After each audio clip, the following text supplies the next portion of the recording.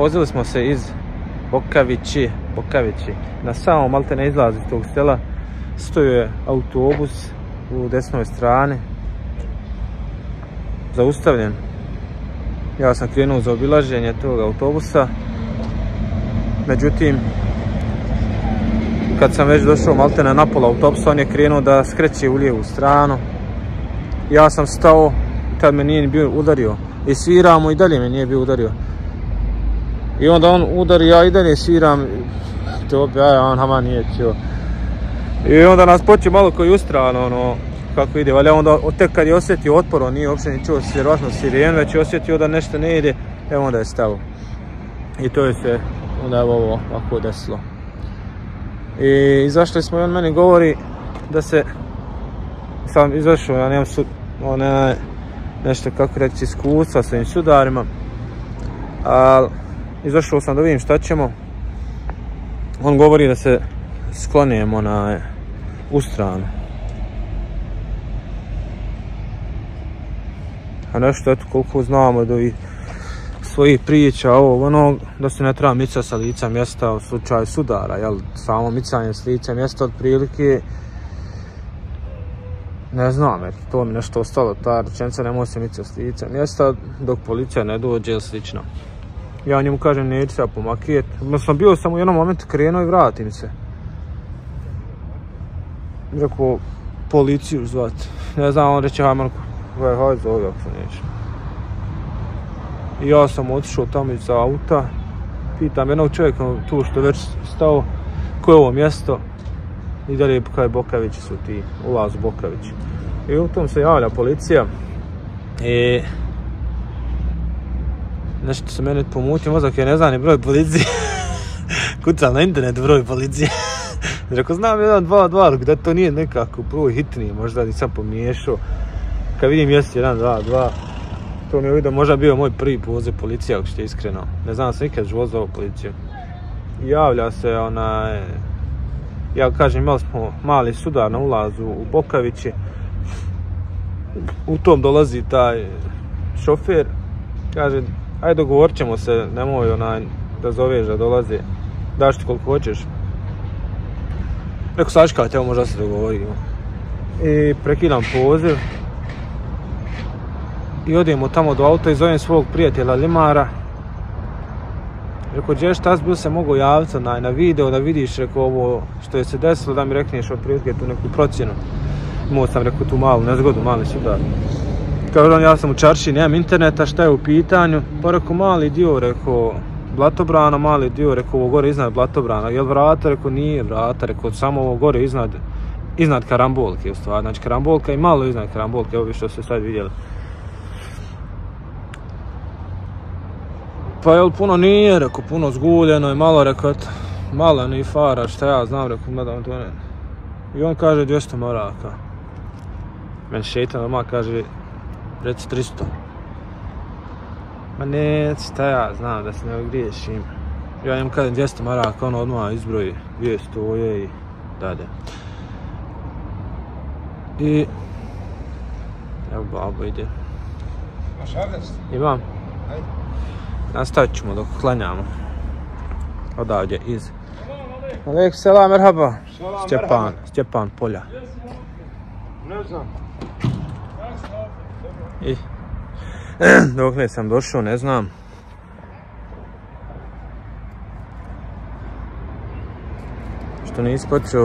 Što se nisi sjetio pa počeo snimati.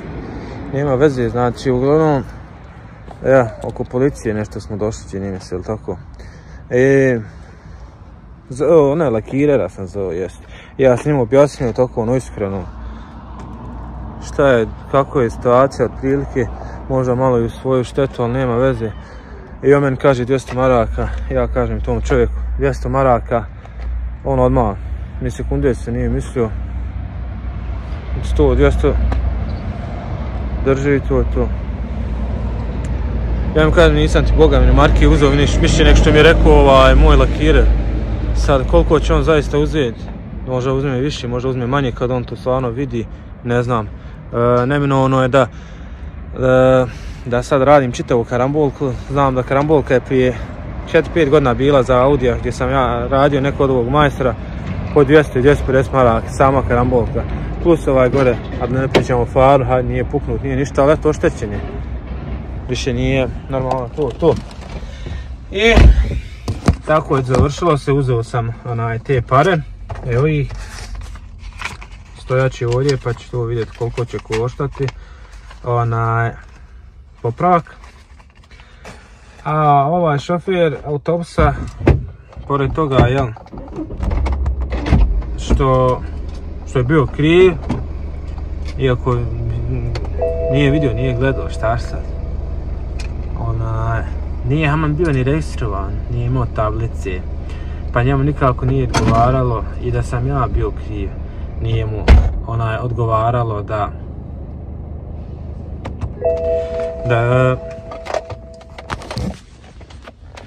da dolazi policija. Sad jel nije imao tablice, jel nije registrovan, jel nije imao tablice, jel nešto iskinuo, ne znam, ne zalazim, uglavnom nije imao tablice na autobusu. I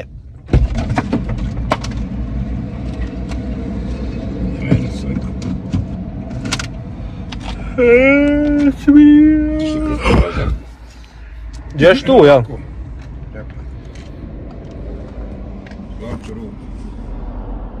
Ne vidi se, malo desno, sam desno. Dobar, nemoj ići. Da sunce prekriješ glavom. Eto je nama udaljena sačka. Eto.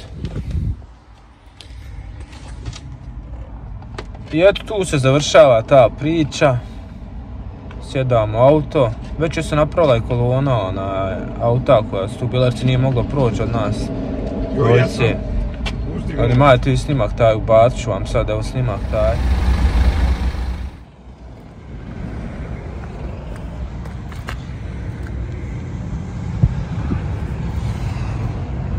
Je malo mi farat, to je jedino. Ali haj šta sad?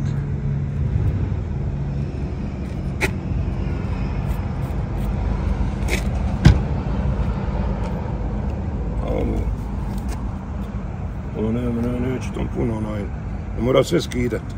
Ne mora, ali sad neko bi htio radit čitavu karambolku. No, to sam dobro ići migla i Malo ići maju ovdje. A nije u lokviju ništa. Malo i para, taj to nisam htio ništa. Nije u lokviju ništa puno. Ali ja do para ništa. On je... Šta bi sad?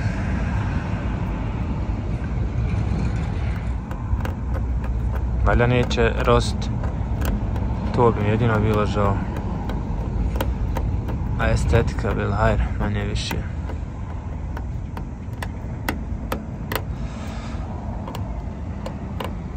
Eto, otpalo je ovaj jedan sloj. Eto, neće se ni primijetiti. Ali je odgavno malo slistilo. Sreća, debelo neko staklo, aman. Ja ovdje je.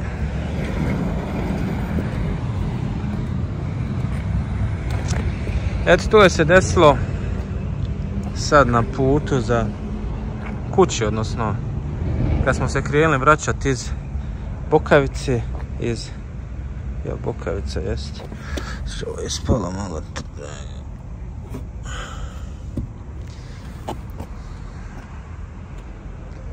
Malo je se udubilo ovo. Hajde, to se može ispraviti.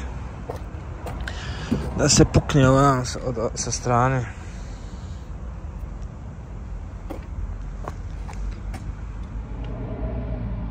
Eto, vidjeli ste snimak. Znači, ja sam u lijevoj traci. On je skretao tu neku avliju, razumijem. Sad kao opet nisam neka iskustva imao sa tim sudarima da znam to tačno. Uglavnom, i da sam bio kriv, ja nisam bio kriv, ja nazvao policiju, pa šta bude, jer... Kome to pričaš, onako? Pa snimam video usput. Jer nek policija riješi. Bolje nego da ja razmišljam. Iako sam normalno postupio pretpostavci, nisam bio kriv. Ima naravno, čovjek dolazi iza gori. Šta je bilo, ma rekao su da li se, pokaj autobus je kriv. Pa dobro, rekao. Eto, to je to ukratko. Jedno sudar iskustva.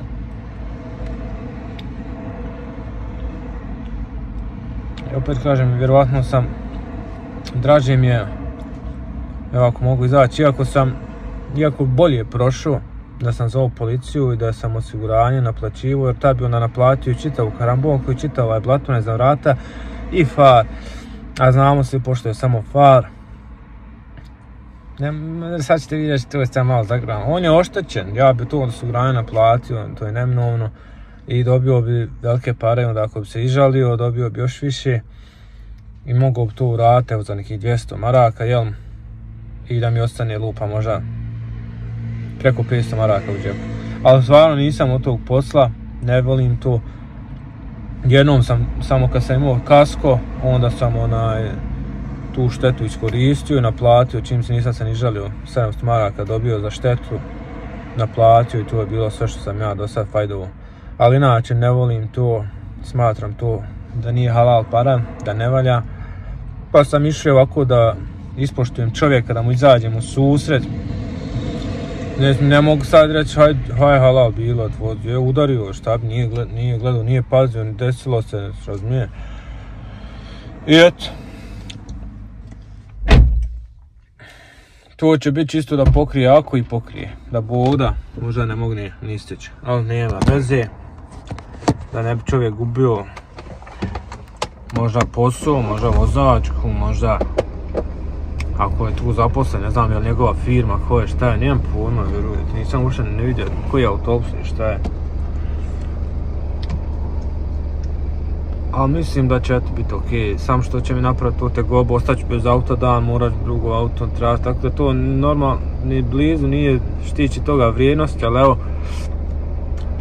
možete i vi napisati svoje mišljenje, koji je moj iskustva, koliko bi vi naplatili za ovo, odnosno koliko bi nekom tražili da to završite na licu mjesta bez policije. Ja sam svjestan da ovo može izaći možda i manje, ali da se uradi samo taj dio, ali sad kažem da se radi čitava karambolka, čitava Gornji Blatobran, to je sigurno 5-6 oja minimalno. A ovo što sam ja uzeo 200 maraka je da se malo zamaže to, da se ispolira, da se nabaci malo te farbe na jedan dio. Ako griješim, ispravite me. Ali ja znam prije dok sam radio karambolku, ako mi se desi od kamenčića ovog onog da je prefarban, plaćao sam samu karambolku po 200 maraka. Naprijed grilje je bilo jednom samo 50 maraka. Zadnja karambolka je bila 150 maraka.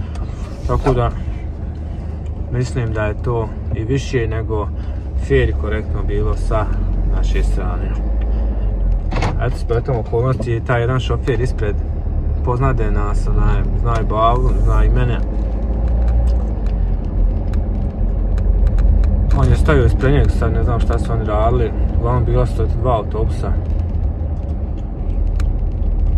Eto, baš ovaj da skrine.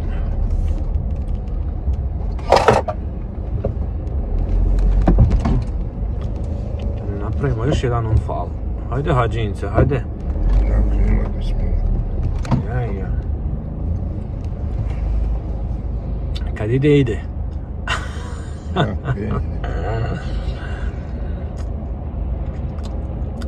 Jesi ti s Milom krenuo jutros? Jesam. Ovdje šeta, nećem se. To nasira biti mi bila Ramin. Nismo jedini danas koji su imali Haman sudar ili neki drugi zastoj, ali evo čekamo u koloni kod Šija, iza Šija tačnije. Ovo je već ovamo počinje, koje mjesto nema zna. Možda ja Šije su i dolje, Šije.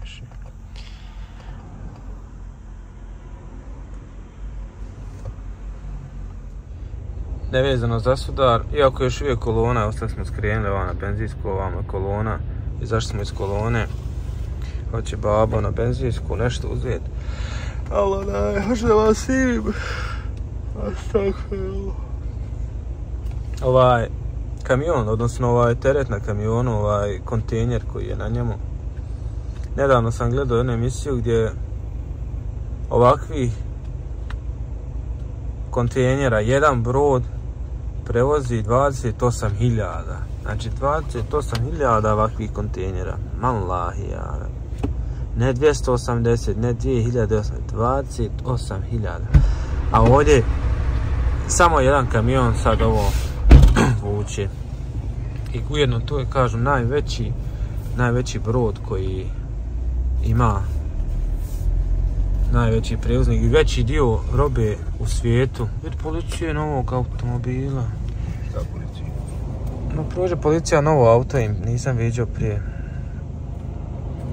Govorim za ovaj kontejner, gledao emisiju gdje onaj brod prevozi 28.000 ovakvih kontejnera, a ovdje stane sam jedan na kamion. I veći dio svjetske robe se obavlja baš tim brodom. Ima je najveći motor na svijetu.